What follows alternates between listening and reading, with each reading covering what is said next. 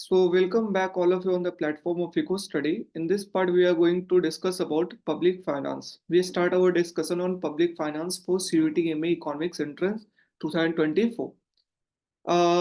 First of all, when we see our syllabus for public finance, we are सबसे पहले हम syllabus देखते हैं क्या लिखा हुआ है. देख सकते हो पब्लिक फाइनेंस आपका इंडियन इकोनॉमी के नीचे, right. Public economy, public and private goods, externalities, budget, deficit, public debt, fiscal federalism in India. Next one, deadweight loss and distortion, efficiency and equity, consideration, tax incidence and optimal taxation. इतना आपका syllabus का part. Okay. Public and private good एक question बिल्कुल तय रहेगा public and private good से. Externalities एक question तय रहेगा. मैंने नेगेटिव एक्सटर्नलिटीज पॉजिटिव एक्सटर्नलिटीज वही एनालिसिस यहाँ पर भी है. ठीक है. नेक्स्ट वन बजट से एक क्वेश्चन तय रहेगा, दैट इज रेवेन्यू डेफिसिट. बताइए क्या होता है. फिस्कल डेफिसिट बताइए क्या होता है. Okay. Give me a second guys please. Okay. So एक question public and private goods से डायरेक्टली आते हैं, बहुत easy question. Externalities, deficit, public debt, fiscal federalism in India, economic effect of taxation, deadweight loss and distortion, efficiency and equity consideration, tax incidence and optimal taxation. इतना आपका public economics का part है. आपका ये 3 lectures के अंदर cover हो जाना चाहिए. कितने? 3 लेक्चर्स के अंदर हम लोग पब्लिक इकोनॉमिक्स को कवर कर लेंगे. Okay. So today we start our discussion. हम देखेंगे इंडियन इकोनॉमी के अंदर हमारा टैक्स स्ट्रक्चर क्या है. ठीक है. फिर हम देखेंगे व्हाट इज FRBM एक्ट हमारा कब आया, क्या FRBM एक्ट के अंदर कहा गया. फिर हम देखेंगे फाइनेंशियल इंक्लूजन क्या होता है. ठीक है. फाइनेंशियल कमीशन जो है वो क्या आया, क्या कहा गया 14 फाइनेंशियल कमीशन के द्वारा, क्या कहा गया 15 फाइनेंशियल कमीशन के द्वारा.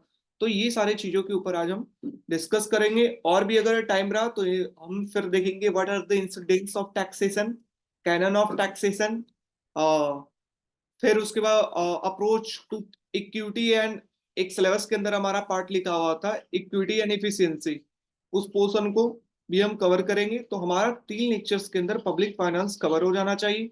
और यहाँ से मिनिमम जो लेक्चर है वो 4 लेक्चर आ जाते हैं, 4 से 5 लेक्चर. क्योंकि आप चाहे तो माइक्रो इकोनॉमिक्स के अंदर पब्लिक एंड प्राइवेट गुड को ले लो या नेगेटिव एक्सटर्नलिटीज को ले लो, लेकिन यहाँ पे पब्लिक इकोनॉमिक्स के अंदर लिखा हुआ है तो हम वैसे क्वेश्चन को यहाँ पे इंक्लूड करेंगे. ठीक है. सो 3 से 4 क्वेश्चन आपका पब्लिक फाइनेंस से डायरेक्टली बहुत ही इजी क्वेश्चन आपके आ जाते हैं. हम 3 लेक्चर्स के अंदर कवर करें. So start with tax. India के अंदर टैक्स का स्ट्रक्चर हमारा क्या है. तो अगर टैक्स का कहानी बताते हैं तो क्यों टैक्स लगाया जाता है. सपोज कोई इकोनॉमी के अंदर 30% जो है वो टैक्स सरकार लगा रही है. ठीक है ना. 30% आप अर्न कर रहे हैं. एक इंसान 50,000 अर्न कर रहा है ए, तो भी 30%. तो 50,000 का 30% हमारा. और 80,000 भी अर्न कर रहा है तो उसका कितना 30%. ओके. सो टैक्स देने से पहले जो दोनों के बीच में डिस्पैरिटीज है वो कितना का है देख सकते हो. 30,000 का है. एक का 50,000 इनकम है, दूसरा का 80,000 इनकम है. तो टैक्स पे करने से पहले दोनों के इनकम का डिफरेंस कितना था 30,000 का. बट जब वो टैक्स पे कर देगा कितना परसेंट 30% के ऊपर अगर टैक्स लगा है तो 50,000 का 30% 15,000. 15,000 माइनस करेंगे तो 35,000 बचेगी. उसी तरीके से 80,000 का 30% 24,000 माइनस करेंगे तो 56,000 बचेगी. राइट. और अगर आप डिफरेंस देखते हैं कि अब हमारा कितना का डिफरेंस है तो सिर्फ 21,000 का डिफरेंस है. कितना का 21,000. तो 30,000 जो लोगों के बीच में इनकम का डिफरेंस था वो इनकम का डिफरेंस कितना हो गया 21,000 हो गया. तो इसलिए पहला काम टैक्स क्या करता है कि जो इंडिविजुअल के बीच में इनकम का रीडिस्ट्रीब्यूशन करता है कि जो ज्यादा कमा रहा है उसके ऊपर टैक्स का अमाउंट ज्यादा लग रहा है. ठीक है ना. सेम रेट सेम है बट वो पे ज्यादा कर रहा है, और जो कम कमा रहा है वो पे कम कर रहा है. दैट्स व्हाई उनका इनकम जो है वो रीडिस्ट्रीब्यूट आपस में हो गया. Got it. So this is the first effect of taxation. क्यों टैक्स इकोनॉमी के अंदर लगाया जाता है ताकि लोगों का इनकम जो है वो रिडिस्ट्रीब्यूट करे, गरीब के ऊपर कम टैक्स लगे या मिडिल क्लास के ऊपर कम अमाउंट उनको पे करना पड़े, और उतना ही टैक्स रेट के ऊपर जो अपर मिडिल क्लास के लोग हैं उनको ज्यादा अमाउंट टैक्स पे करना पड़े, ताकि इनकम डिस्पैरिटी जो है वो कम हो, इनइक्वलिटी जो हमारे देश के अंदर वो कम। Okay, so this is the first objective. Next one, what is the incidence of taxation? What is the incidence of taxation? तो इंसिडेंस का मतलब है टैक्स किस पे इंपोज किया जा रहा है, the point where tax look as a impose, as being impose, जिस भी इंसान के ऊपर टैक्स इंपोज किया जा रहा है। लाइक सरकार ने आपको डायरेक्ट आपके ऊपर टैक्स लगाया, तो आपके ऊपर इंपोज है, तो इंसिडेंस किसके ऊपर गिरा? आपके ऊपर गिरा। गेटिंग? लेकिन हो सकता है आप उस टैक्स को पे करें या नहीं करें। हो सकता है आप उस, देखिए दीप्ति, दो इंडिविजुअल है, एक इंडिविजुअल का इनकम 50,000 है, दूसरा का 80,000 है। सरकार ने फ्लैट रेट का टैक्स लगाया 30% का। बिफोर टैक्स जो इनकम का डिफरेंस कितना का था? 30,000 का। आफ्टर टैक्स अगर 30% का टैक्स लगाया, तो 30% अगर निकाले 50,000 का तो 35,000, और 80,000 का 30% अगर निकाले तो हमारा कितना बचेगा? 24,000 माइनस होकर के 56,000। तो अब आफ्टर टैक्स अगर डिस्पैरिटी देखते हैं, दोनों इनकम के बीच का डिफरेंस कितना हो जाएगा? 35 से 56, दैट इज 21। तो before tax 30,000 is the income difference, income disparity. After tax 21,000 is the income disparity. That is the effect of tax कि ये इनकम डिस्पैरिटी को कम करता है, ये इनकम को रीडिस्ट्रीब्यूट करता है। Getting my point? That is our point. Next one, what is the incidence of taxation? Incidence of taxation का मतलब क्या है कि कोई इंडिविजुअल ए है और ये बी है, तो सरकार अगर टैक्स लगा रही है इंडिविजुअल ए के ऊपर, किसके ऊपर टैक्स लगा रही है? ए इंडिविजुअल के ऊपर अगर टैक्स लगा रही है, तो इस पर इंसिडेंस लग रहा है। गेटिंग? तो जिस पे टैक्स इंपोज किया जा रहा है कि तुम्हें पे करना है, गेटिंग, वो उसके ऊपर इंसिडेंस होगा। लाइक अगर मैं बात करूं, आप इनकम टैक्स पे कर रहे हैं तो सरकार ने इंपोज किया है कि आपको 20% टैक्स देना है, तो आपके ऊपर क्या है? आपके ऊपर डायरेक्ट लगा है, that is known as incidence. Getting? But ये हो सकता है आप इस टैक्स को, सरकार ने आपके ऊपर टैक्स लगाया कि इस चीज के ऊपर इतना दो, हो सकता है वो टैक्स को आप ट्रांसफर कर दो, क्या कर दो? दूसरे को के ऊपर ट्रांसफर कर दो। ठीक है, ये भी हो सकता है। तो दूसरा है, what are the impact of taxation? Impact of taxation का मतलब है टैक्स, टैक्स को कौन बियर कर रहा है, टैक्स का इफेक्ट किसके ऊपर है। टैक्स किसी के ऊपर लग रहा है, हो सकता है उसके ऊपर इफेक्ट हो, और हो सकता है वो उसके ऊपर इफेक्ट नहीं हो, वो टैक्स को पास कर दिया हो। Getting my point? सो अगर टैक्स का इफेक्ट उसके ऊपर है, वो बियर कर रहा है, वो पे कर रहा है अपने जेब से। Getting my point? That is known as impact of taxation, उस इंसान के ऊपर टैक्स का इम्पैक्ट। ओके, इंसिडेंस का मतलब है, इंसिडेंस का मतलब है कि आपका उस इंसान के ऊपर इंपोज है, ठीक है ना, कि टैक्स उसके ऊपर की 15% देना है। बट वो इंसान पे कर भी सकता है, या उस टैक्स को आगे शिफ्ट कर दे सकता है कि दूसरा इंसान के पास शिफ्ट कर दिया कि वो पे करेगा। लाइक जीएसटी, जीएसटी के अंदर क्या है कि ओरियो बिस्किट के ऊपर 1 रुपए का टैक्स है, या किसी भी गुड्स के ऊपर जीएसटी लग रहा है, तो सेलर को बर्डन है कि सेलर को पे करना है, that is the imposition. But वो टैक्स कहां से कलेक्ट करेगा? लोगों से, पब्लिक से। वो जब बेचेगा तो पब्लिक से वो पैसा कलेक्ट। तो इसका बर्डन कौन झेला? बर्डन टैक्स का बर्डन हमारा लोग झेले। तो इसलिए इंपैक्ट कौन हुआ? लोग हुआ।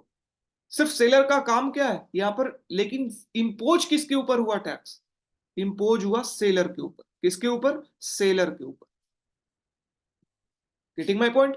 तो यहां पर इंसिडेंस किसके ऊपर है? सेलर के ऊपर। बट इंपैक्ट किसके ऊपर है? बर्डन मतलब इंडिविजुअल के ऊपर।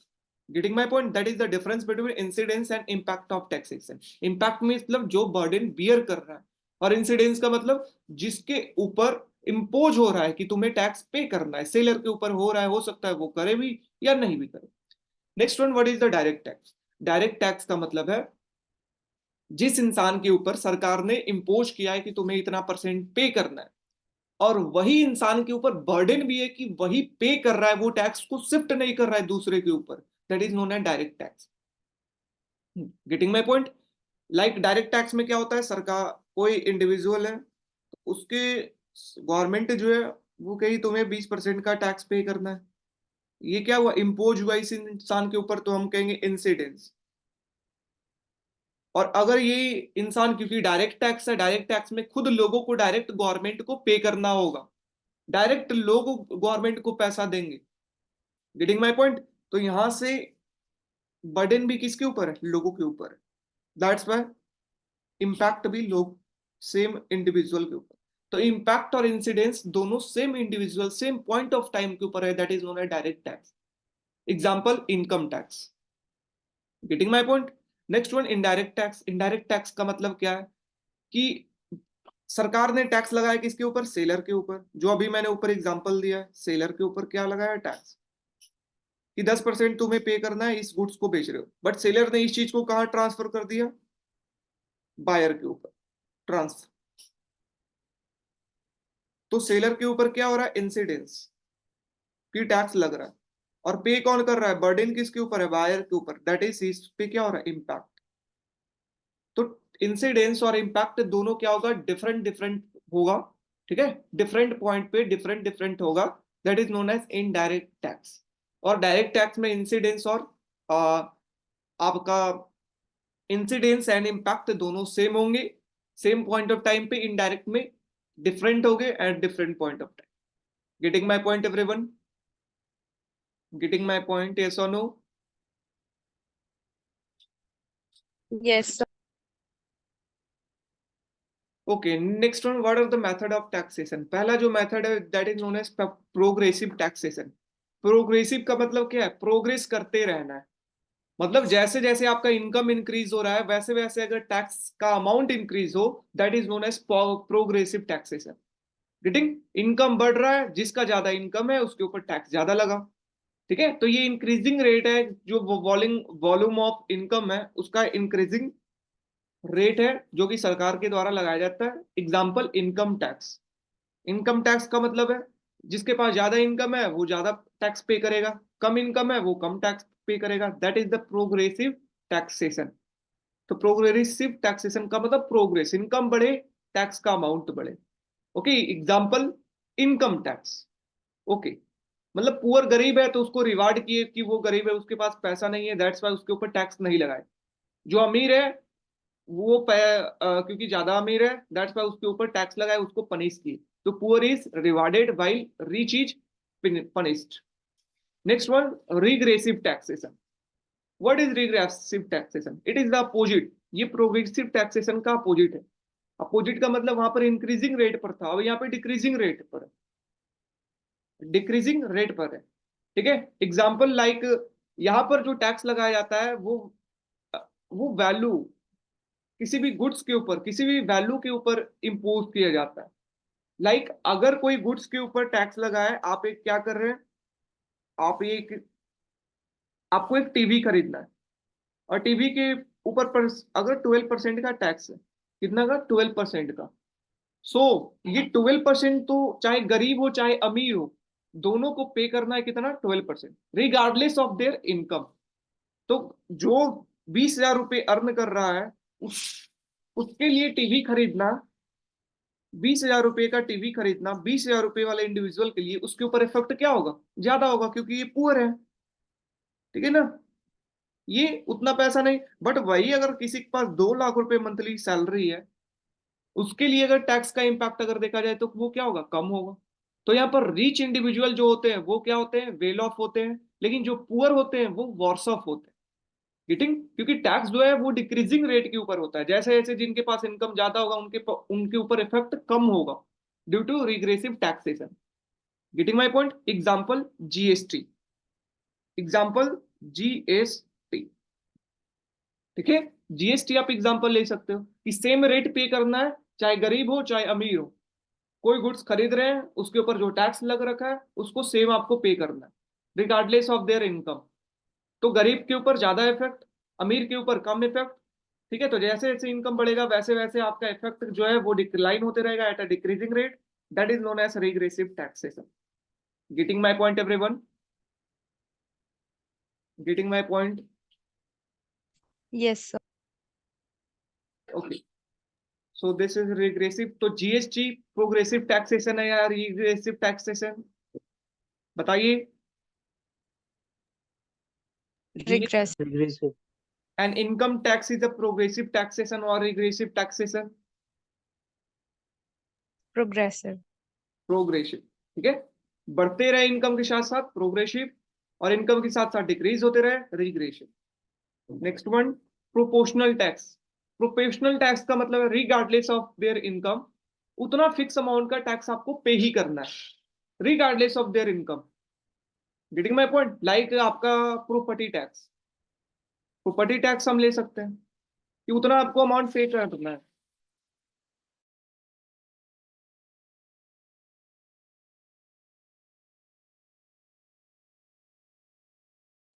तो such a tax have a fixed rate for every level of income and production.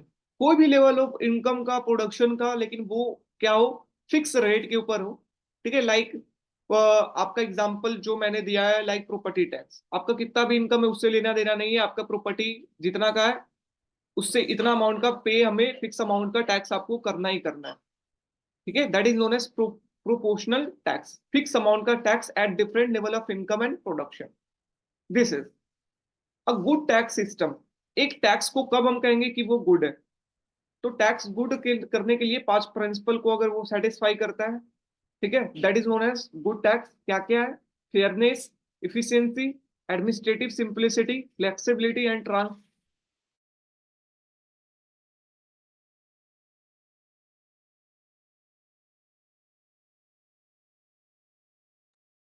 Okay.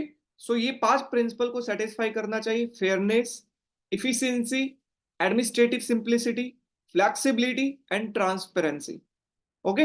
अगर फेयरनेस की बात करते हैं, फेयरनेस क्या होता है? फेयरनेस का मतलब होता है ये इजी टू डिफाइन हो, टैक्स का स्ट्रक्चर जो है वो इजी टू डिफाइन हो. गेटिंग? आराम से सारे लोगों को समझ में आए. एक फेयरनेस के अंदर आता है horizontal equity and vertical equity, and this is very important term for your examination guys. What is horizontal equity? Horizontal equity का मतलब होता है जिनका सेम इनकम है, सेम इंडिविजुअल को सेम टैक्स रेट लगाना चाहिए.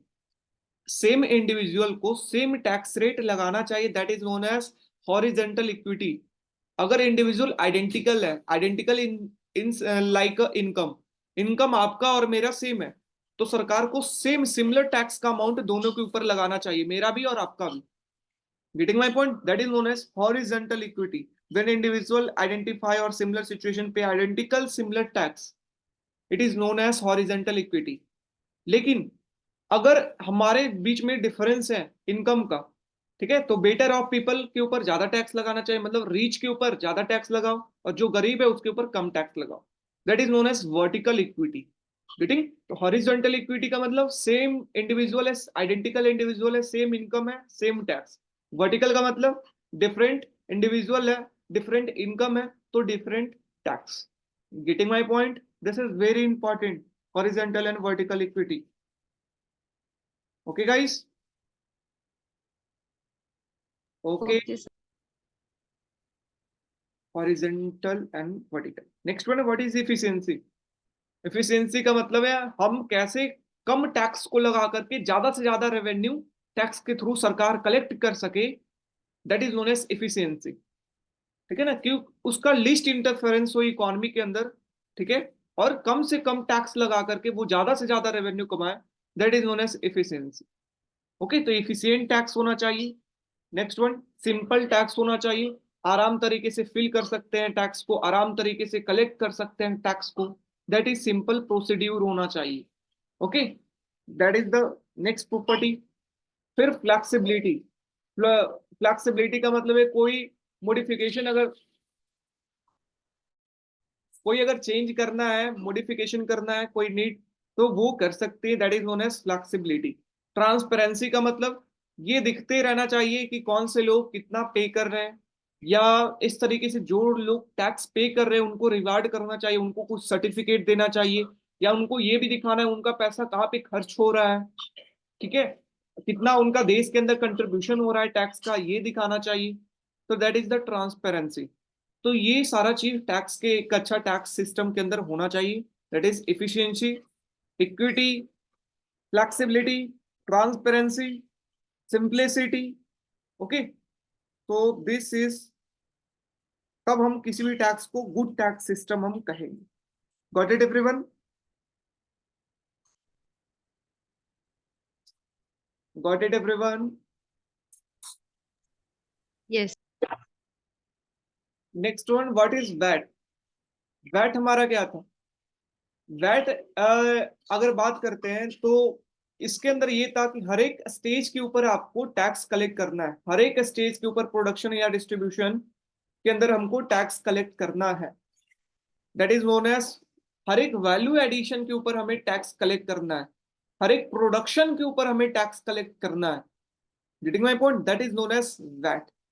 ओके, इंडिया के अंदर पहले था, अब तो वैट सिस्टम को हटा करके जीएसटी आ गया है, इसलिए आपके एग्जाम पॉइंट ऑफ व्यू के लिए बहुत ही कम इंपॉर्टेंट है।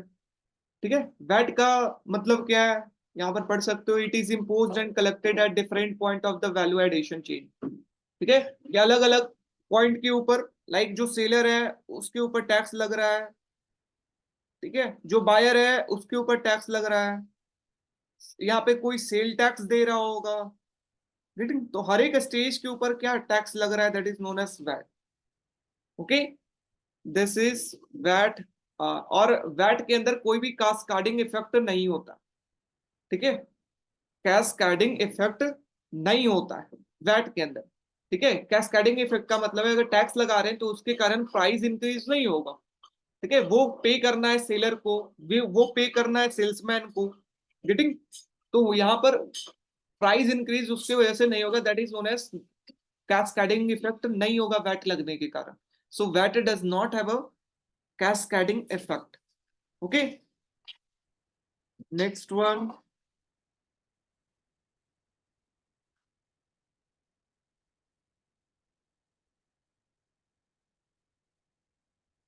नेक्स्ट वन, ये सब आपके लिए इंपॉर्टेंट नहीं है। ठीक है, नेक्स्ट वन, इंडिया के अंदर जो टैक्स का स्ट्रक्चर है, मतलब वैट जो लाए थे कौन से कमेटी के द्वारा लाया गया था? तो कौन सी कमेटी? चेलिया कमेटी के द्वारा। This is very important committee for your exam. 1991 के अंदर आपका चेलिया कमेटी का गठन किया गया था, और वहां पे वैट का मेथड जो है वो आफ्टर 1996, ठीक है ना, सेंट्रल गवर्नमेंट जो है वो वैट का मेथड लाती है, that is known as CENVAT, central government का VAT. Getting? So Chelliah committee के द्वारा आपका वैट आया कब? 1991 के अंदर। ठीक है, Chelliah and Kelkar committee tax reform के अंदर दो कमेटी है। Okay, next one, what is GST? GST हमारा क्या है? तो जीएसटी का मतलब क्या है? ये इनडायरेक्ट टैक्स है। पहला, जीएसटी डायरेक्ट टैक्स है या इनडायरेक्ट टैक्स है? इनडायरेक्ट टैक्स है। ठीक है, यहाँ पर सेंट्रल और स्टेट दोनों जो है एक जगह टैक्स कलेक्ट करेंगे। वहां पर क्या होता था, वैट के अंदर क्या था, जो पहले वैट था उसके अंदर सीन क्या था, सेंट्रल गवर्नमेंट जो है वो लगा रहा है क्या, सेनवैट, और सेंट्रल गवर्नमेंट कलेक्ट कर रहा है पैसा सेनवैट के थ्रू। लाइक इसने सेनवैट लगाया 15% का, स्टेट गवर्नमेंट जो है वो टैक्स लगा रहा है क्या, स्टेट गवर्नमेंट का वैट होगा सेनवैट। ठीक है, स्टेट गवर्नमेंट का वैट अलग से था, दैट इज वो 10% का अलग टैक्स लगा रहा है। इसके ऊपर सेल टैक्स है, सेल टैक्स है 5% का सेल टैक्स है। गेटिंग? फिर इसके अंदर और भी टैक्स इंक्लूडेड होंगे, like advertisement cost, advertisement tax, तो अलग अलग टैक्स यहाँ पे इंक्लूडेड है। Getting? That is the VAT. ये डिफरेंट डिफरेंट पॉइंट के ऊपर अलग अलग अलग प्रोडक्शन के पॉइंट पे अलग अलग टैक्स लग रहा है, अलग अलग वैल्यू एडिशन के ऊपर अलग अलग टैक्स लग रहा है। अब जीएसटी के अंदर क्या करना था, ये वैट जो अलग अलग लग रहा है, अलग अलग, कभी स्टेट लगा रहा है, अपना सेंटर लगा रहा है, ये स्टेट और सेंटर एक टैक्स, मतलब नेशनल टैक्स हो, जहां पर सेंटर और स्टेट एक जगह टैक्स कलेक्ट हो, और वहां से सेंटर को पैसा दिया जाए और स्टेट को पैसा दिया जाए। गेटिंग? क्योंकि अलग अलग टैक्स लगाएंगे तो जिसके कारण जो सिंप्लिसिटी टैक्सेशन का होना चाहिए वो सिंप्लिसिटी नहीं होगा। नेक्स्ट वन, जो इफिशियंसी इकोनॉमी के अंदर होना चाहिए कि कम टैक्स लगा करके ज्यादा रेवेन्यू कलेक्ट करना, वो नहीं होगा, क्योंकि लोग अलग अलग काम कर रहे हैं, अलग अलग टैक्स सरकार लगा रही है। गेटिंग? इसलिए एक जगह टैक्स को कलेक्ट करो, जो एक जगह वो डिफाइन करेंगे कि कितना परसेंट टैक्स किस चीज के ऊपर लगेगा, सिंपल रहेगा प्रोसीड्यूर, आसानी तरीके से कलेक्ट होगा, ज्यादा पैसा कलेक्ट होगा, इफिशियंसी होगी, सिंप्लिसिटी होगी। ओके, जिसके वजह से हमारा फिर जो पैसा आ गया उसको सेंटर को दे दो, स्टेट को उसमें से जितना पैसा हो वो कुछ पोर्शन स्टेट को दे दो। तो that is known as GST. Getting? तो यही जीएसटी आया कि जो वैट को है वो सिंगल वैट के अंदर कन्वर्ट हो गया। Okay, so this is integrate करना, जितना भी इनडायरेक्ट टैक्स है सेंटर और स्टेट का उसको सिंगल नेशनल टैक्स के अंदर इंटीग्रेट करना, दैट इज सिंगल वैट के अंदर। तो ये जीएसटी कब हमारा 2017 के अंदर हमारा जीएसटी आया। क्या 2017 के अंदर जीएसटी का इंप्लीमेंटेशन हमारा हुआ। Okay, next one,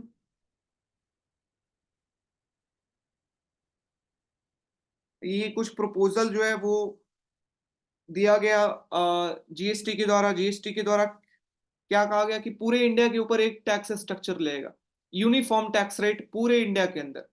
getting? एक टैक्स स्ट्रक्चर रहेगा, दैट इज जीएसटी।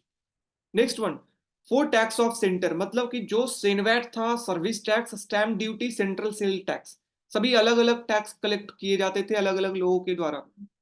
लाइक, ठीक है, तो ये चार जो सेंटर के द्वारा टैक्स कलेक्ट किए जाते थे, sale tax, stamp duty, service tax, CENVAT, ये चारों को मर्ज किया गया।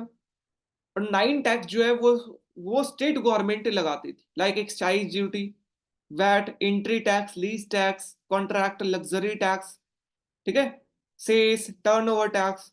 तो ये सारा जो है वो स्टेट गवर्नमेंट इतना टैक्स लगाती थी।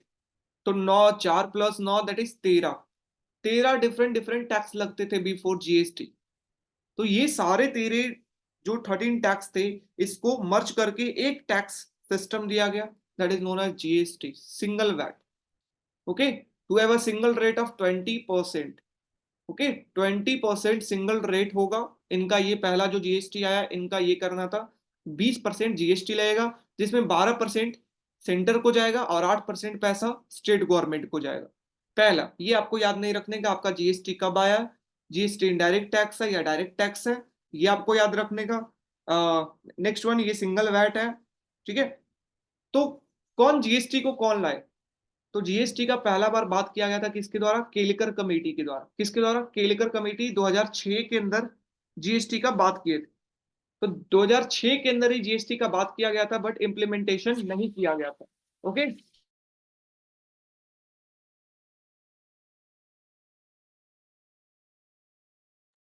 फिर जीएसटी का वहां पे नहीं, जीएसटी सिर्फ वहां पे बातें की गई थी, वहां पे लैक ऑफ विलिंगनेस या डिले होने के कारण जीएसटी इंप्लीमेंट नहीं हो पाया। बट कब जीएसटी आया? 2016 के अंदर, अगस्त 2016 के अंदर आपका कॉन्स्टिट्यूशनल अमेंडमेंट 101 अमेंडमेंट के तहत पार्लियामेंट के द्वारा पास किया गया, 101 अमेंडमेंट।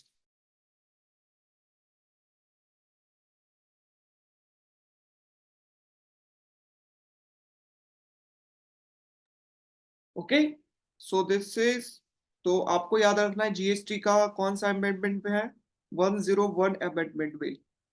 गेटिंग? बट कब वो इन्फोर्स हुआ जीएसटी जो है वो कब? 1 जुलाई 2017 से इन्फोर्स, 1 जुलाई 2017। दो ही आपको कमेटी याद रखना है, एक तो केलकर कमेटी जो कि जीएसटी दिए 2000,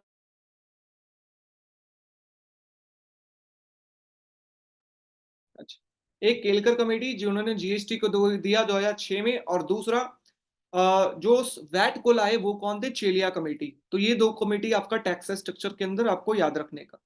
ओके, तो जीएसटी जो है वो सारे गुड्स के ऊपर लगते हैं, बट कुछ गुड्स जो होते हैं लाइक अल्कोहलिक लिक्विड या फिर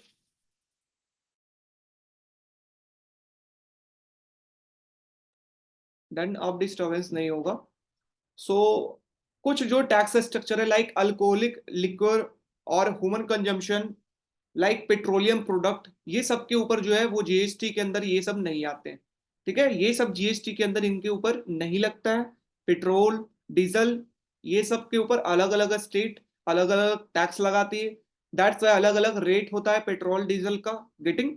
सेंटर अलग से टैक्स, स्टेट अलग से tax, natural gas, aviation, turbine fuel, तो ये सब जीएसटी के अंदर नहीं आता। Okay okay. नेक्स्ट वन यहाँ पर 9 जो अभी मैंने बताया, 8 जो है वो सेंट्रल टैक्स को सब को जीएसटी के अंदर मिला दिया गया। 9 है स्टेट टैक्स को जीएसटी के अंदर आपको मिला दिया गया। ठीक है, इंटीग्रेटेड जीएसटी लाया गया, इंटीग्रेटेड एक जीएसटी।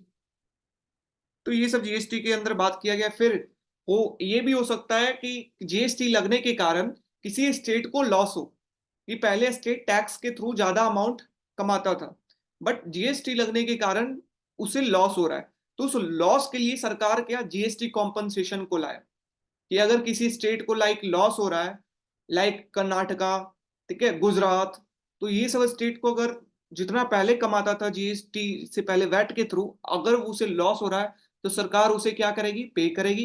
5 सालों के लिए लाया गया, ठीक है, 5 सालों के लिए, कि 14% के ग्रोथ रेट के ऊपर 2015-16 से 5 सालों के लिए, 5 ईयर्स के लिए जीएसटी कॉम्पनसेशन लाया गया। तो ये 2021 में अंत हो जाना था, 2021-22 में, बट कोविड पीरियड के कारण इसे एक्सटेंड कर दिया गया 2024-25 तक। ठीक है, तो this is our GST compensation दिया जाएगा जिन्हें लॉस हो रहा है। जो आपको याद रखने का वो क्या है, जीएसटी का बैंड क्या है। जीएसटी का बैंड क्या है हमारा, 5%, 12%, 18%, 28%। ओके, आप यूपीएससी का प्रिपरेशन नहीं कर रहे हैं गाइस, इसलिए आपको सारा याद नहीं रखने का है, समझ रहे हैं। तो मैं उतना ही जो आपको जरूरत है उतना ही मैं आपको बता रहा हूँ कि कितना याद करने का है। अगर यूपीएससी का करते तो मैं पूरा आपको बता रहा होता अभी। ठीक है, सो दिस इज कि 5, 12, 12, 18, 28, इसके सिवा भी सर्टेन गुड्स के ऊपर like luxury car, certain drink, पान मसाला, इसके ऊपर 28% से ज्यादा टैक्स लगता है। गेटिंग? क्यों लगता है, क्योंकि उन्हें सरकार को, सेंट्रल गवर्नमेंट को कॉम्पनसेशन पे करना है, राइट। स्टेट गवर्नमेंट को जिनको घटा हो रहा है उनको पैसे देना है, और इसके लिए जो ये सारे प्रोडक्ट है, लग्जरी गुड, पान मसाला, तंबाकू, ये सब के ऊपर टैक्स लगता है। ठीक है, ताकि वहां से वो पैसा ला करके वो दे स्टेट गवर्नमेंट को। ओके, सो दिस इज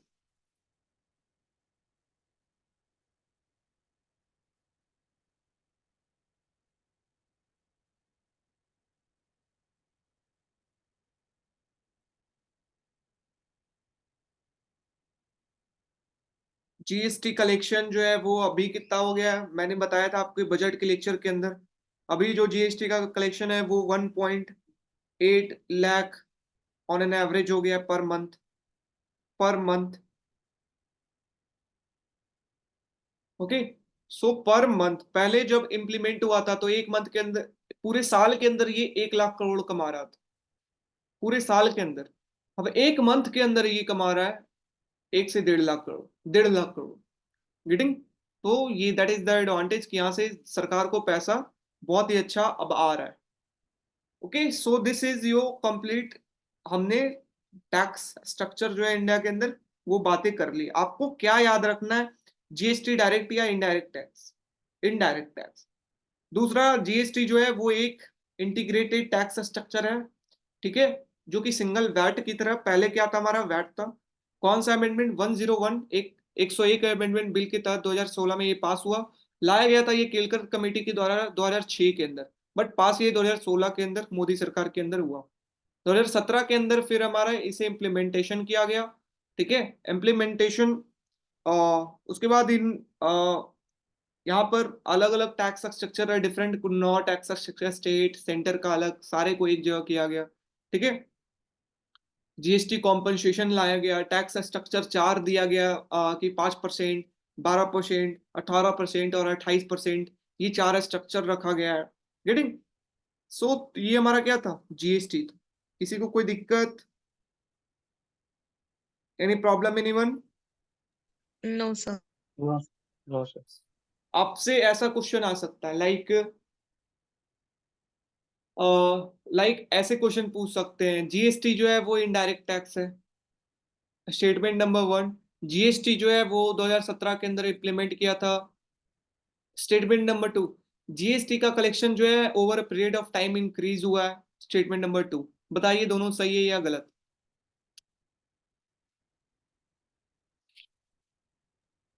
बताइए। सही है। Both are correct. तो इस तरीके से आपसे पूछ सकते हैं। नेक्स्ट वन हम पढ़ेंगे फिस्कल फेडरलिज्म। क्या फिस्कल फेडरलिज्म। देखिए हमने कुछ पोर्शन जो है वो ऑलरेडी पब्लिक फाइनेंस का कर लिया है, जो कि एक बजट का लेक्चर मैंने आपको बताया था। बजट के लेक्चर के अंदर बहुत सारे चीज लाइक जितना भी डेफिसिट था वहां पे मैंने बता रखा है ऑलरेडी। बजट मैंने बता रखा है ऑलरेडी। तो बजट और डेफिसिट वहां पे क्लियर है already. Getting my point.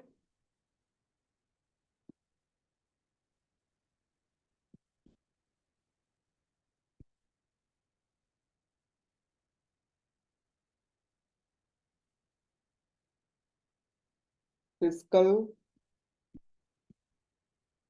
Responsibility budget management act.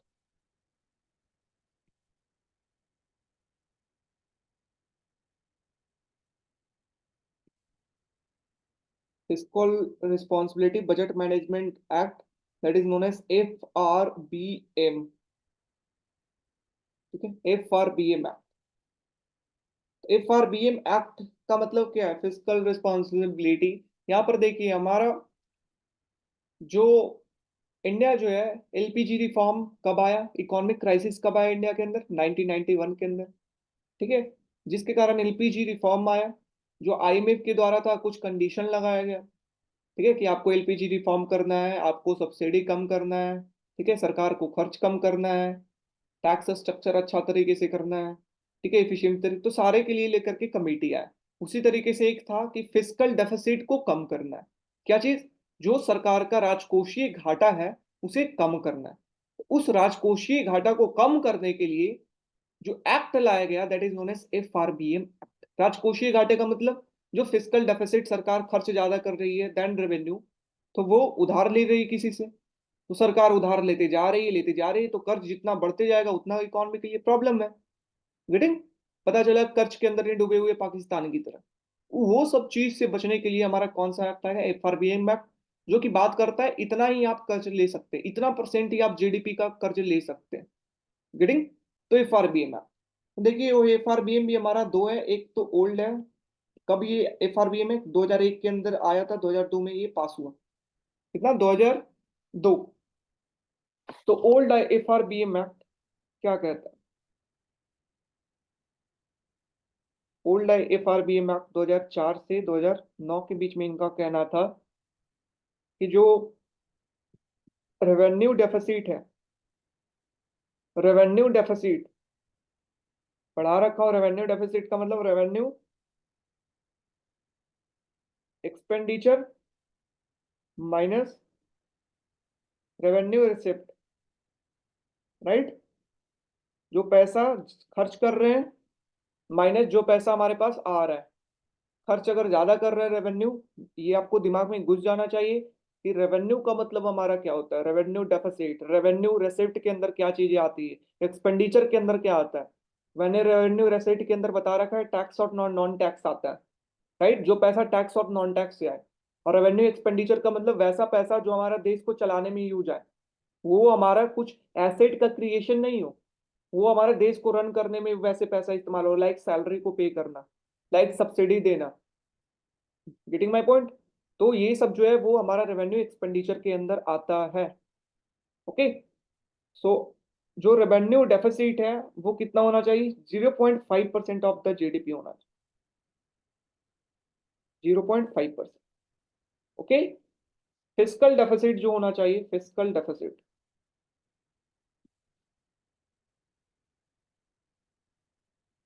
उस टाइम पे कहा गया था 0.3% हर एक ईयर में कम करना है, और इसको रिड्यूस करना है 3%।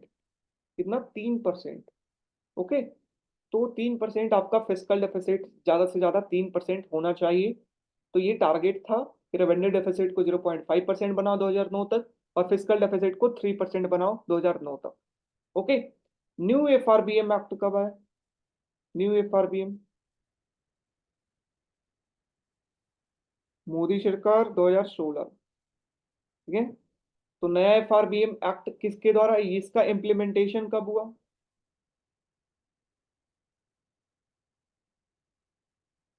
17 से 22 के लिए ये टारगेट रखा गया 2017 से 22 तक। कौन सी कमेटी के द्वारा? इनके सिंह कमेटी। कौन सी कमेटी? इनके सिंह कमेटी के द्वारा न्यू एफआरबीएम एक्ट हमारा आया। किस पीरियड के लिए? 17 से 22 पीरियड के लिए। ओके, इसमें टॉक किया गया है, क्या बातें की गई है? पहला, रेवेन्यू डेफिसिट का क्या टारगेट दिया गया है कि इस 5 सालों के अंदर कहां पर हमारा डेफिसिट को ले जाना।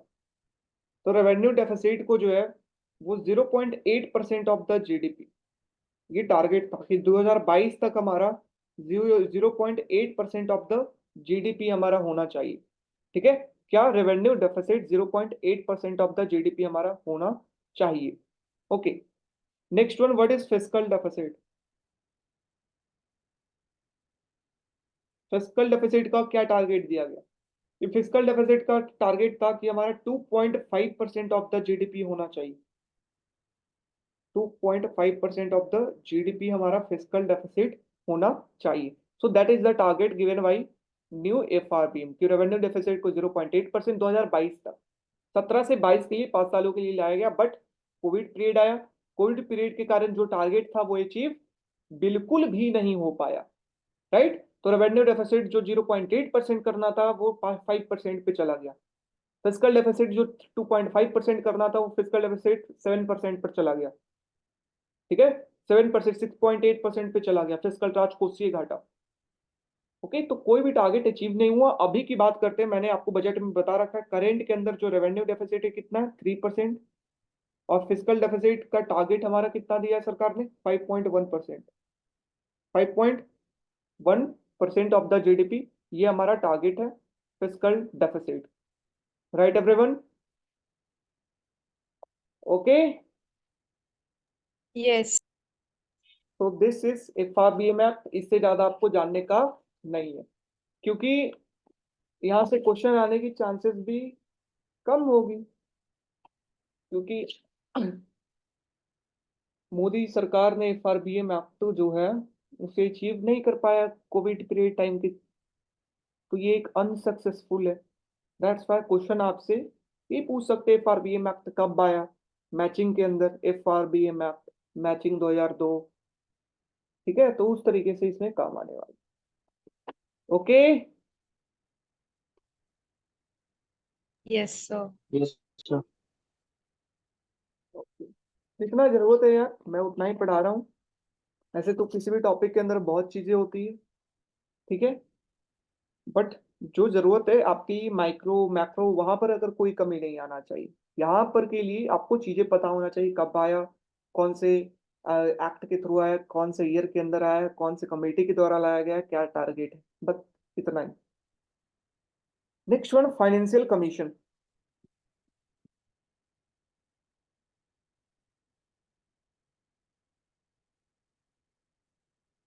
Financial commission, what is financial commission?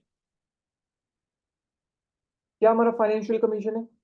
तो फाइनेंशियल कमीशन का क्या काम है कि सेंटर और स्टेट के बीच में कैसे पैसे का बंटवारा होगा, कैसे टैक्स डिवोल्यूशन होगा, ये किसके द्वारा बताया जाएगा? फाइनेंशियल कमीशन के द्वारा तय किया जाएगा कि कितना टैक्स का अमाउंट स्टेट और सेंटर को देना है, स्टेट गवर्नमेंट को कितना परसेंट, वो कौन तय करेगा? फाइनेंशियल कमीशन तय करेगा।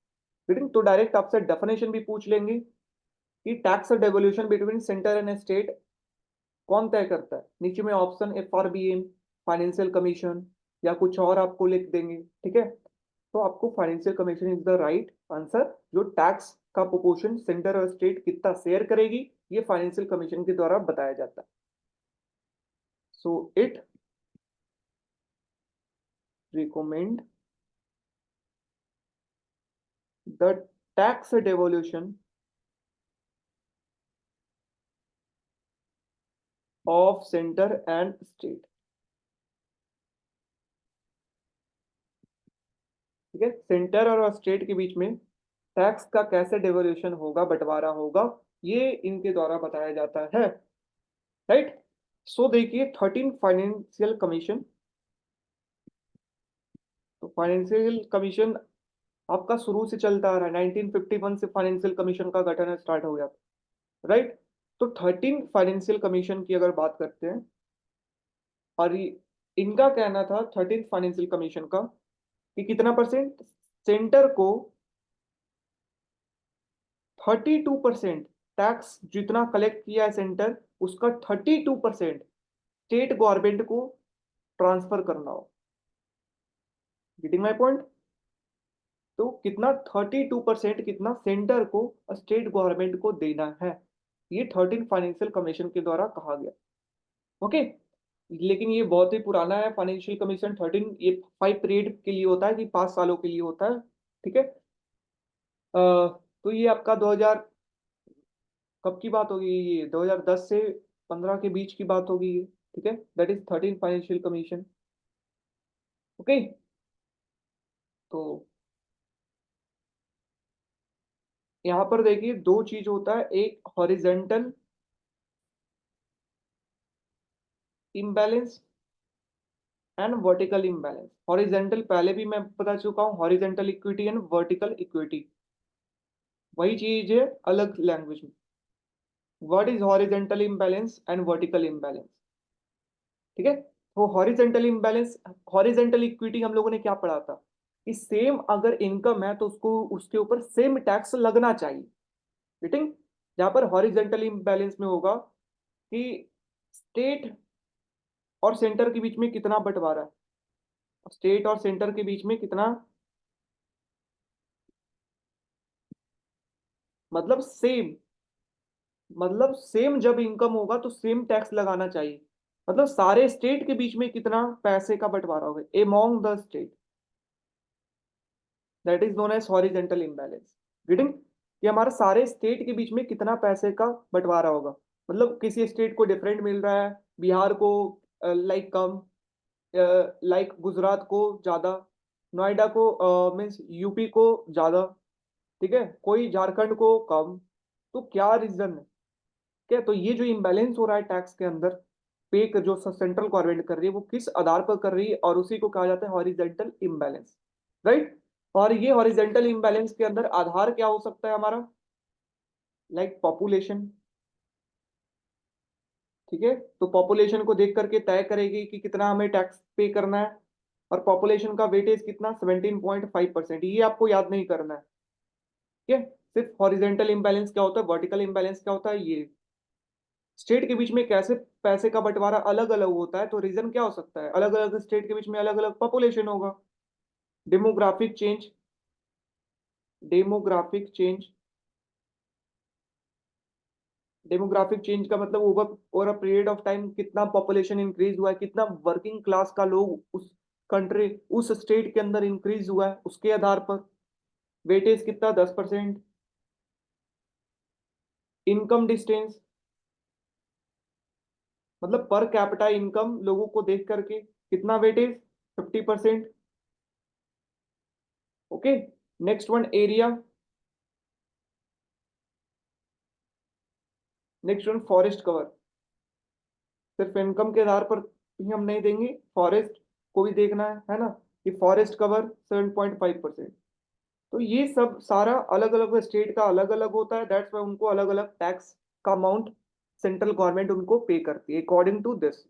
मीटिंग। तो हॉरिजेंटल इम्बैलेंस का मतलब है स्टेट के बीच में जो डिफरेंसेस है और अलग अलग स्टेट को जो टैक्स पे किया जाता है। वर्टिकल इम्बैलेंस का मतलब है tax share between centre and state, centre and state.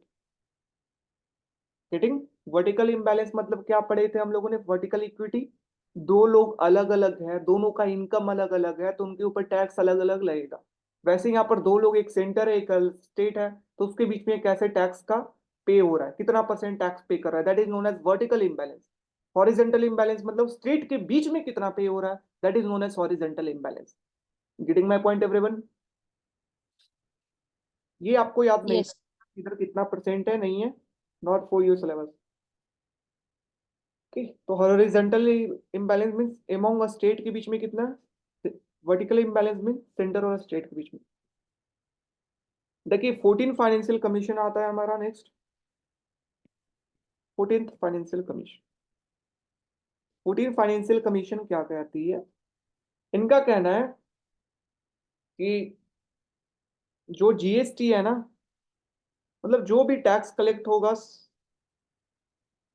जो भी टैक्स कलेक्ट होगा सेंट्रल गवर्नमेंट का, कुछ टैक्स को छोड़ करके लाइक सेस और सरचार्ज, ये सिर्फ सेंट्रल गवर्नमेंट अपना पैसा खुद रखती है, ठीक है, ये शेयर नहीं करती है, सेस एंड सरचार्ज ये जो है सेंट्रल गवर्नमेंट का अपना पैसा है, ये किसी के साथ शेयर नहीं करना है। ओके, तो सेंट्रल गवर्नमेंट का ये अपना पैसा, लाइक बट जीएसटी जो है वो कलेक्ट कर रही है तो उसे शेयर करना है, रीडिंग। तो 14 फाइनेंशियल कमीशन के द्वारा कहा गया कि जो टैक्स का अमाउंट वर्टिकल इम्बैलेंस की अगर बात करते हैं, वर्टिकल इम्बैलेंस के अंदर, वर्टिकल इम्बैलेंस क्या कहता है, सेंटर और स्टेट के बीच में कितना का शेयर होगा। तो वर्टिकल इम्बैलेंस के अंदर जो सेंट्रल गवर्नमेंट है वो स्टेट को 42%, कितना, 42% पैसा देगी। जो टैक्स का 42% सेंट्रल गवर्नमेंट जो है वो स्टेट को पैसा देगी, that is known as vertical imbalance. ठीक है, सेंटर और स्टेट के बीच में पैसे का devolution, that is known as vertical imbalance. अगर हॉरिजेंटल इम्बैलेंस की बात करते हैं तो हॉरिजेंटल इम्बैलेंस तो अलग अलग स्टेट के लिए अलग अलग क्राइटेरिया दिया हुआ होगा कि पॉपुलेशन के लिए इतना, फॉरेस्ट कवर के लिए इतना, डेमोग्राफिक चेंज के लिए इतना परसेंट, उसके आधार पर तय होगा कि डिफरेंट स्टेट को कितना मिलेगा अमॉन्ग द स्टेट। तो आपको याद क्या करना है कि 14 फाइनेंशियल कमीशन के अंदर कितना टैक्स का डिवोल्यूशन था, 42%। 13 के अंदर कितना था, 32%। तो 10% का इंक्रीजमेंट हुआ, फिटिंग, कि पहले सरकार 32% सिर्फ टैक्स का अमाउंट पे करती थी, किसको, स्टेट को, but in 14 financial commission in horizontal imbalance, ठीक है, हॉरिजेंटल इन वर्टिकल इम्बैलेंस जो अब जो है वो सेंटर स्टेट को 42% पे कर रही, बस इतना। नेक्स्ट वन 15 फाइनेंशियल कमीशन, क्या, 15th फाइनेंशियल कमीशन। तो 15 फाइनेंशियल कमीशन हमारा आया, और अब देखिए 15 फाइनेंशियल कमीशन के अंदर क्या कहा गया है, जो टैक्स का अमाउंट कितना पे करना है according to vertical imbalance, vertical imbalance means centre और स्टेट के बीच में कितना टैक्स का शेयर होगा। तो क्योंकि अब जम्मू एंड कश्मीर को स्टेट के दर्जा से उसे क्या, यूटी का दर्जा दे दिया गया, जम्मू एंड कश्मीर, लद्दाख, गेटिंग, इसलिए जो 41% था, 42% था, उसे 41% plus 1% for Jammu and Kashmir and Ladakh, getting. So 42% का 42% ही है, बट यहाँ पे चेंज क्या किया गया कि 41% for all other state and J and के एंड लद्दाख के लिए 1% उनके लिए जाएगा पैसा। तो ये हमारा चेंज यहाँ पे किया गया 15 फाइनेंशियल कमीशन के अंदर।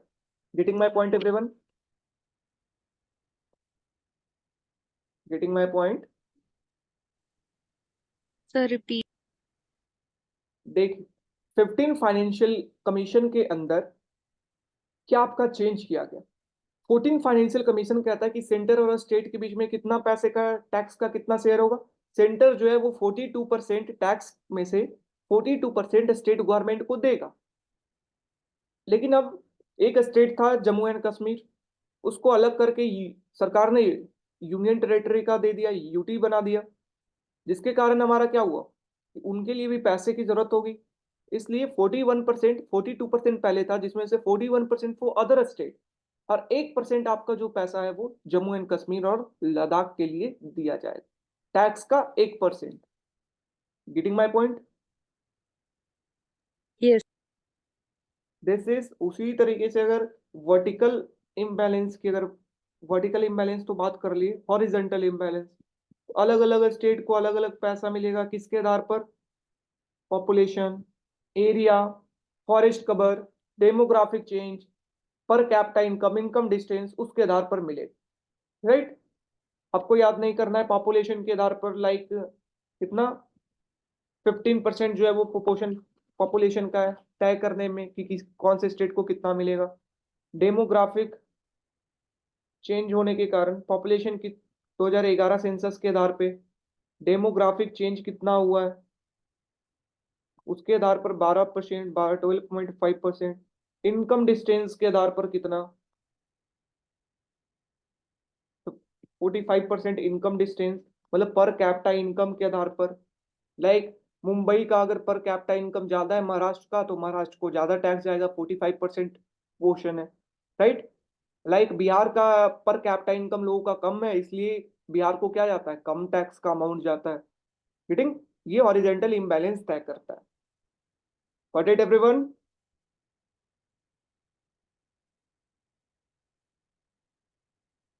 ये आपको याद नहीं करना।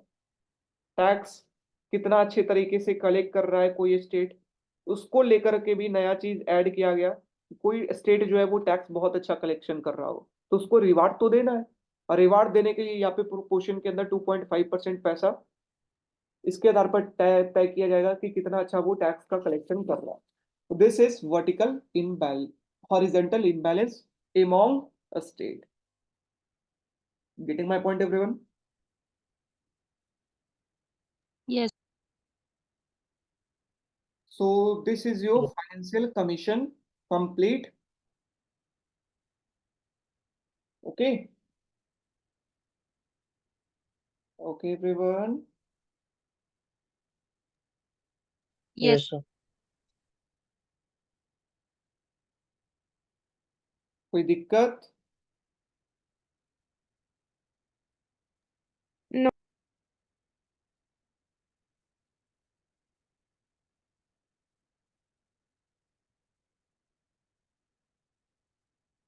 अभी जो फाइनेंशियल कमीशन के चेयरमैन है उनका नाम आपको लिख लेना है। अभी current, who is the chairman? Doctor Arvind Panagariya, जो करंट।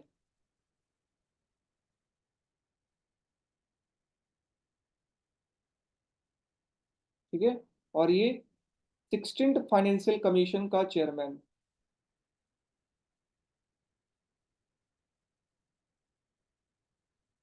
ये बिल्कुल करंट का न्यूज है, ठीक है?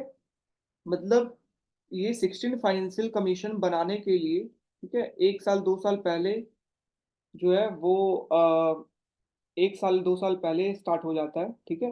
तो 16 फाइनेंशियल कमीशन बनाने के लिए कौन? डॉक्टर अरविंद पेनाग्रेन, उन्हीं वही हमारा अभी चेयरमैन। ओके।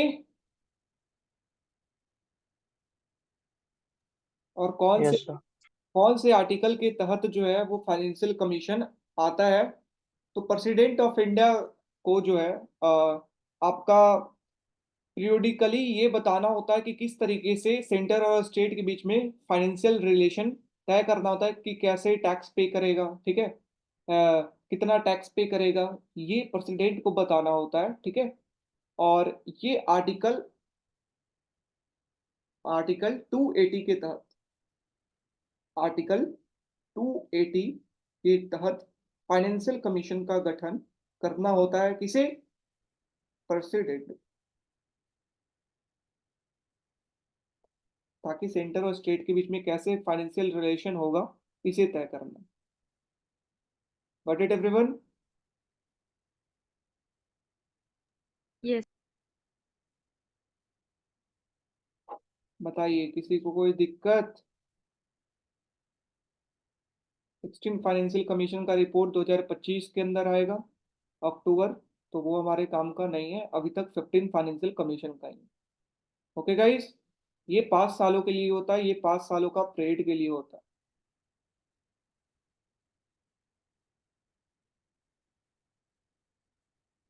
ठीक है? Yes, sir. तो क्या रोल होता है? एडवाइजरी रोल होता है, ठीक है, एडवाइजरी रोल होता है। पहला फाइनेंशियल कमीशन कब आया था ये भी लिख लेना है, फर्स्ट फाइनेंशियल कमीशन कब आया था? 1951। तब 1951 के अंदर हमारा फर्स्ट फाइनेंशियल कमीशन का गठन किया गया था, और चेयरमैन वहां पे कौन से थे? केसी नियोगी। जरूरी नहीं है आप याद आपको हो ही जाए, बट आपको जब ऐसा क्वेश्चन आएगा तो आप जरूर याद, जितना दिमाग में हो, हाँ ये नाम मैंने देख रखा है नोट के अंदर, राइट।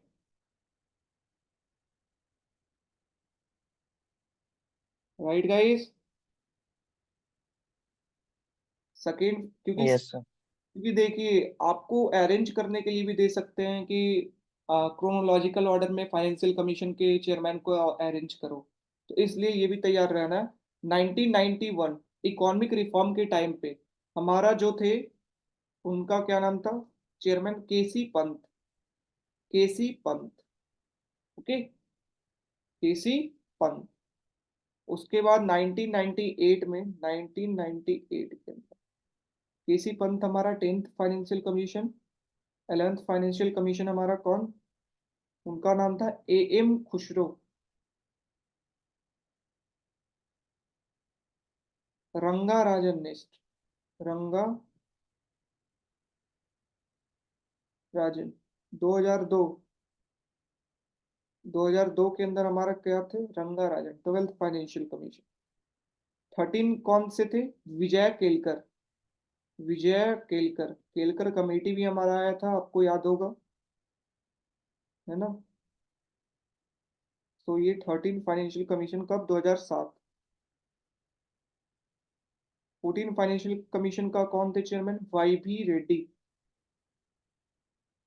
वाई बी रेड्डी, कब? 2013। 15 फाइनेंशियल कमीशन का कौन चेयरमैन?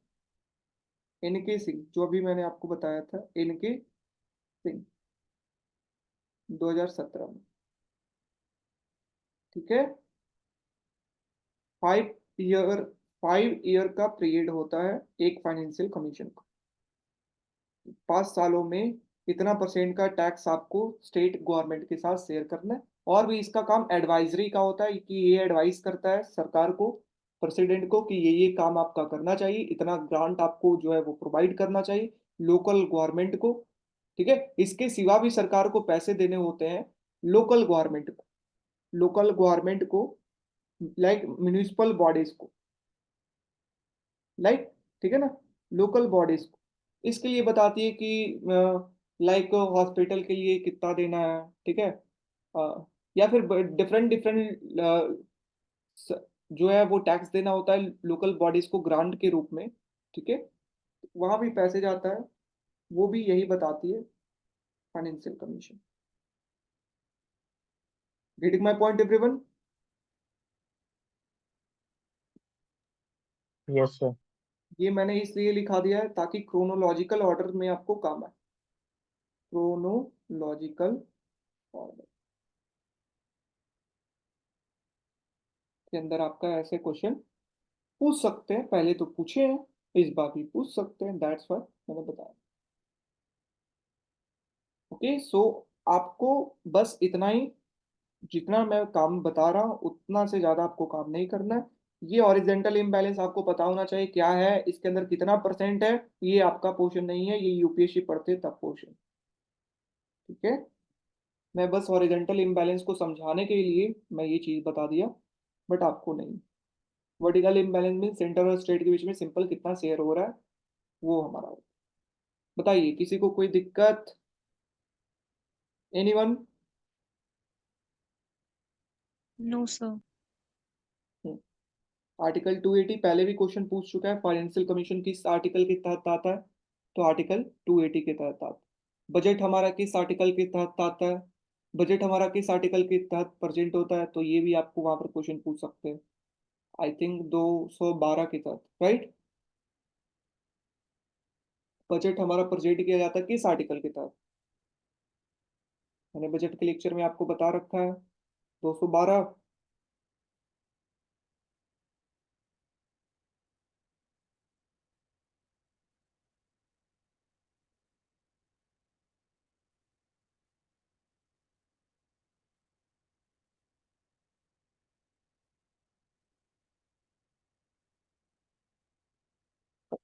112, ठीक है ना, 112।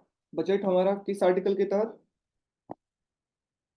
बजट जो है वो पेश किया जाता है 112, आर्टिकल 112 के। तो ये सब वन लाइनर है जो कि पूछते हैं, ठीक है। Okay everyone, yes sir. तो कोई दिक्कत बताइए। नो। अब हम सिलेबस देखते हैं। और पब्लिक प्राइवेट गुड एक्सटर्नलिटीज कर लेंगे एक लेक्चर के अंदर, एक लेक्चर से भी कम। पब्लिक डेप्थ, ये सारा एक लेक्चर के अंदर। बजट हो गया, डेफिसिट हो गया, फिस्कल फेडरलिज्म इन इंडिया हो गया, राइट, बहुत ही अच्छे तरीके से। ओके, टैक्सेशन के अंदर ये भी देख लिया हमने, टैक्सेशन इंडिया के अंदर किस तरीके से जीएसटी आया या कुछ है, वो सारा काम। और नीचे बाकी इकोनॉमिक इफेक्ट है, ये सब पब्लिक इकोनॉमिक्स का जो है वो थियोरेटिकल पोर्शन है, वो अब मैं आपको एक लेक्चर के अंदर कवर करा दूँ। तो आपको टोटल बजट के वाले लेक्चर को मिला करके 4 लेक्चर रहेंगे, ठीक है। तो 2 लेक्चर हो चुके हैं, 2 लेक्चर और आएंगे, फिर आपका पब्लिक इकोनॉमिक्स डन, ठीक है। तो टोटल हमारा कितना पोर्शन है, 8 पार्ट है, जिसमें से 7 पार्ट हमारा 100% कंप्लीट हो जाएगा। सिर्फ हमारा एक पार्ट मैथ्स रहेगा, वो हम कंप्लीट कर देंगे जब आपका। Okay everyone, Yes. So any problem? No sir. चलिए, प्रॉब्लम नहीं, समझ में आ रहा है ना। Yes sir. हाँ। फिर उसके बाद आज कितना है, 18 फैब, 20 फैब को हमारा सिलेबस एक तरीके से क्लास 99% जो है वो ओवर हो जाएगा, 99%। बस कुछ लेक्चर मैं आपको माइक्रो इकोनॉमिक्स के न्यूमेरिकल्स के लिए लूंगा, ठीक है ना, मैं उसके लिए लेक्चर्स आपको लूंगा। और फिर मैं आपको क्वेश्चन आपको दूंगा, क्वेश्चन सॉल्व करने के लिए बहुत सारा। तो आपका लेक्चर्स 20 फैब को 99% लगभग कंप्लीट, क्योंकि एलपीपी मॉडल आज कर लेंगे, डिफरेंस इक्वेशन कल कर लेंगे। मैथ्स के अंदर एलपीपी मॉडल आज हो जाएगा, डिफरेंस इक्वेशन कल हो जाएगा। एक वेक्टर का रहेगा, तो वेक्टर हम 20 तारीख को कर लेंगे, ठीक है। उसके बाद कुछ और चीजें रहेगी लाइक कॉन्वेक्स सेट, तो एक आधो लेक्चर एक और लगेगा बस। वो 4-5 लेक्चर के अंदर आपका मैथ्स का भी सिलेबस कंप्लीट हो जाएगा, ठीक है guys. Okay, Yes, sir. Yes sir. So मिलते हैं शाम को एलपीपी मॉडल के साथ। धन्यवाद। Thank you.